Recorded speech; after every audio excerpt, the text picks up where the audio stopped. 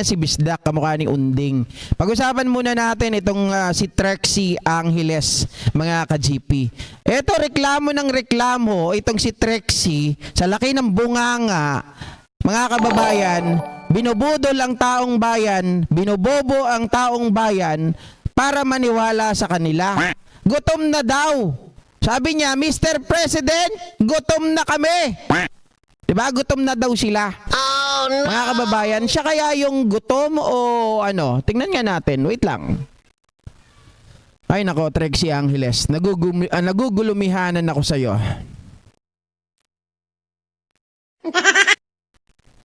Wait lang po ah.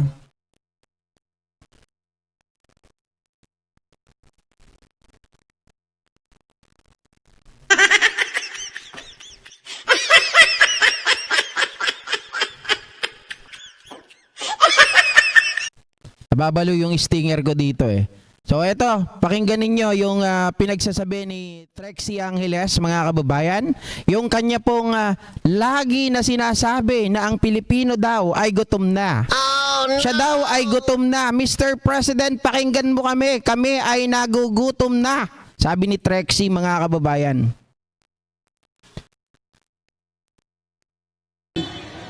Kinakausap niya tayo, dapat nararamdaman niya yung nararamdaman natin. Uy, kausapin mo daw, mga kababayan. Mr. President, PBBM, kausapin mo raw ang taong bayan. Oh, no! Hindi mo raw ba kinakausap ang taong bayan? Para saan yung ibinigay mo na sinagot mo ang pagkakautang ng mga magsasaka sa land bank? Magkano yon? Bilyones yon kung hindi nakikita ni Pangulong Bongbong Marcos. Oh no! Ito pa yung sinasabi ni Trexie, Mr. President, gutom na kami. Mr. President, gutom na kami. Ay, gutom na daw, mga kababayan. Ay, totoo ba, Trexie, na gutom ka na? Patingin nga. Mr. President, hirap na kami. Uy, hirap na daw. Talaga yan ha? Oh no! Totoo yan ha? Oh, mga kababayan. Yan ha, ito yung nagugutom. Tingnan nyo ilan yung nag-aayos sa kanya. 1. Oy, ang daming damit. Gutom na. Gutom na. Gutom na. Gutom ka na yan? Sa laki talaga ng bunganga mo. Kainin mo yung mga damit mo. Oh no! Diba? Mga kababayan, ayan oh. Oh. Grabe, Trexie. Oy, tingnan mo oh, nag-aayos sa kanya, dala-dalawa pa. Oh no! Yan ba ang gutom? Literal, pag malaki yung bibig mo, gutuming ka talaga. Diba? Ma'am Marlene Ratuita, thank you so much po for watching. Grabe, mga kababayan, nag-aayos sa kanya, dala-dalawa pa oh. Gutom daw siya. Diba? Hindi ka na nahiya, Trexie, gutom ka pa niyan? Oh? Tatlo pa ata eh. Diba?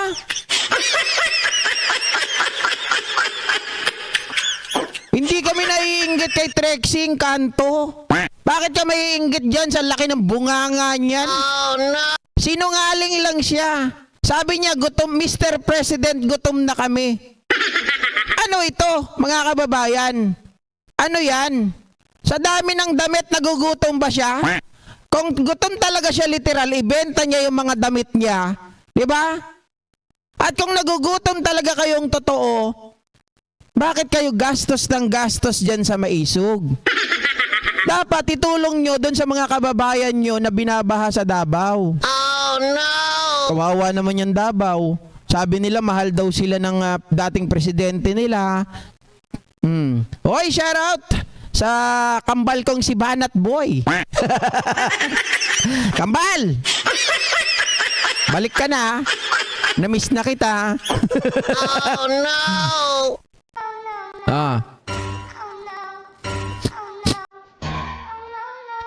Ma'am Baby Ruth, shoutout po.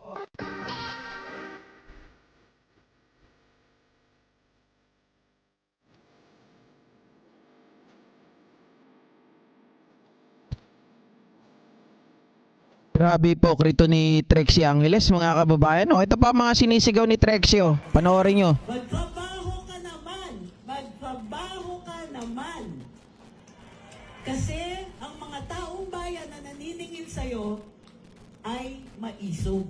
Hoy, magtrabaho daw si PBBM. Magtrabaho ka naman. Magtrabaho. Parang ano ah. Trexie, ano yon? Kulang ba sa bayad yon? Oh no! Sir Joseph Bangog, shoutout. Hoy, Mima Alicia in the house. Andito ang kapatid na Mima Alicia at si Banat Boy, mga kababayan. Pero si Banat Boy, kambal ko yan ha. Ay, eto nga, tingnan nyo, pakinggan nyo si Trixie. Parang ano, kung pakikinggan nyo mga kababayan, magtrabaho ka naman, parang kulang sa ano eh. Oh no! Kulang sa bayad. Magtrabaho ka naman. Magtrabaho ka naman. Kulang sa talent fee ang puta. Ano yan, Trexie? Kulang sa talent fee? Oh no! Kulang sa talent fee, sobra sa bunganga. Diba? Kasi ang mga taong bayan na naniningil sa'yo Hmm? ay maisog. Uy. Maisog! Maisog! Maisog! Kita nyo, walang nagtataasan ng kamay. Oh no! Walang ingay eh. Walang impact ang putya, kulang sa pakain. Oh no! Wala nang budget, kaya wala na nag-iingay. Lobat na. Oh no! Hayop na Trexie Angeles to. Ano ba address ni Trexie? Padalang ko ng 50 kilos na bigas. Oh no! Maisog! Oh? Tingnan nyo, wala talagang nagtataas na walang nag-iingay mga kababayan. Kulang daw kasi yung bayad. Kulang yung budget. We are stronger than him. Ah. Mas marami tayo. Ano, mas marami kayo? Sinungaling ka talaga. Ang talaga, abogado, talagang dakilang sinungaling, eh, no? Paano naging marami yan? Iuupuan lang ang marami dyan, mga ka-GP, di ba? Nakita natin kahapon. O, ito, pagmasdan ninyo, ha? Kung gaano sila karami, ang dami nila. Ang daming upuan, anak ng tinapa. O, ito, pagmasdan nyo. Ang dami daw nila. Ang dami. O, eto, tingnan nyo. Wala akong pakialam sa iyo, Encanto. Encanto ka naman kahit saan pumupunta ka eh. Lumulusot ka sa mga ano, 'di ba? Sa mga portal. Oh, eto, Encanto, tingnan nyo ha. Oh, ang dami. Anak ng tinapa oh. Grabe. Ang dami oh. Oh no! Anong oras na to? 5:10. Anong oras ang call time nila? Wala pa ring tao, puro upuan. Oh no! Hamag na yan. Ano yan? Ha? Eh kahit nung nagdatingan ng speaker ninyo, ang nakita lang namin, yung mga, labidabs ni Kibuloy. Oh no! Diba? Puro kay OJC girls. Puro Palmolive girls.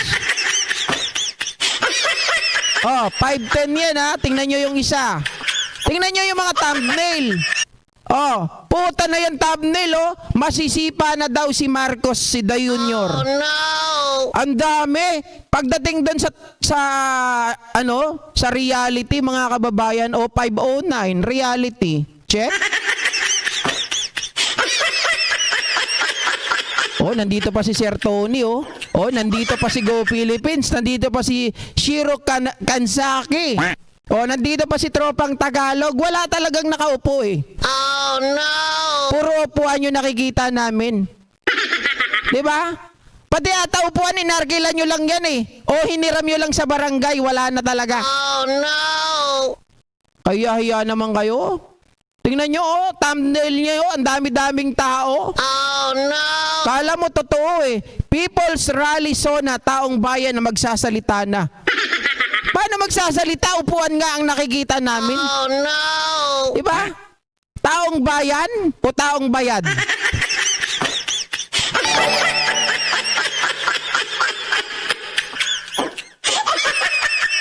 Ano na?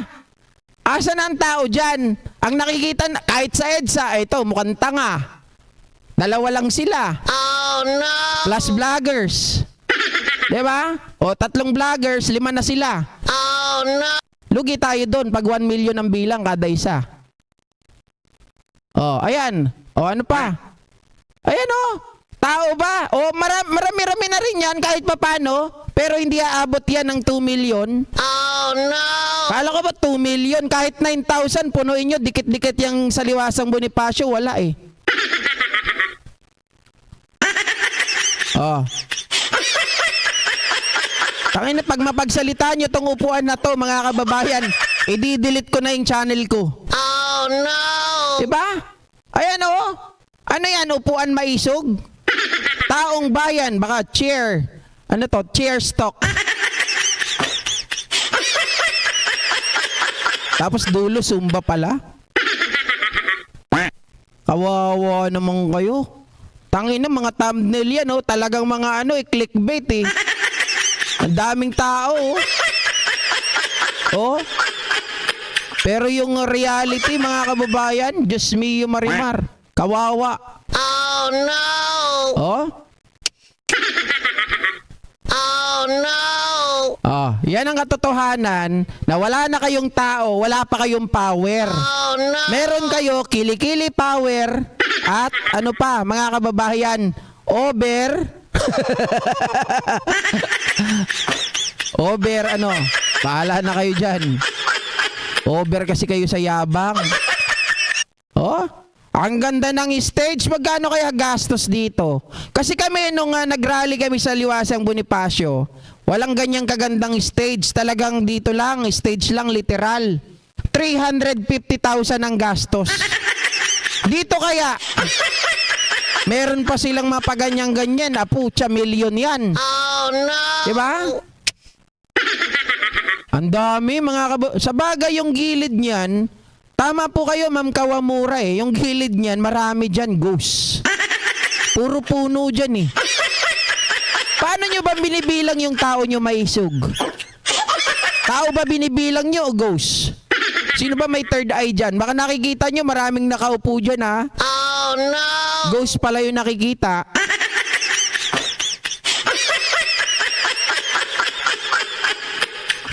Hayop na Trixie na to. Kakahiya mga mga ka-GP. Ang daming mga pinagsasabi ni Trixie. Ang dami daw nila. Ang daming upuan. Bakante. Sabi ni Sanjibel, Trixie, kung gusto mong hindi ka magutom, punta ka dito sa Middle East. Gaburan ka tibagas, tinggana di ka makaangis. Tabunan ka raw ng bigas. Eh kung ako, tatabunan ko siya hindi ng bigas. 'Di ba? Tabunan mo siya ng sand, ilubog mo na siya doon. Oh no! Diyos mio. Ano Encanto?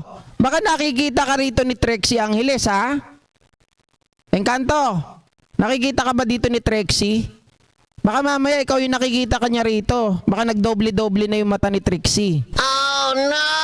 Sabagay, marami ding lamok dyan. Marami ring langgam dyan. Oh no! Oh. At marami talagang upuan. Promise. Shoutout Lulu. Ma'am Yuki Zawaki, shoutout po. Okay? So ayan ha. Si Trixie Angeles, mga kababayan, pinagloloko lang tayo. Inuuto lang kayo. Biruin nyo, gutom na daw kami. Sabi niya, gutom na kami. Pero siya, ang daming damit, mga urig. Tapos, yung nag-aasikaso sa kanya, nagpapaganda. Kailangan pa ba pampagandahin yun? Sa bagay, pangit yun. Pagandahin nyo na. 3. Di ba? Ang dami nung nagbi-makeup sa kanya. Magkano bayad nun? Sabi ni Julie Canyones, hindi aabot. 500 nga, hindi aabot eh. 1,000 pa.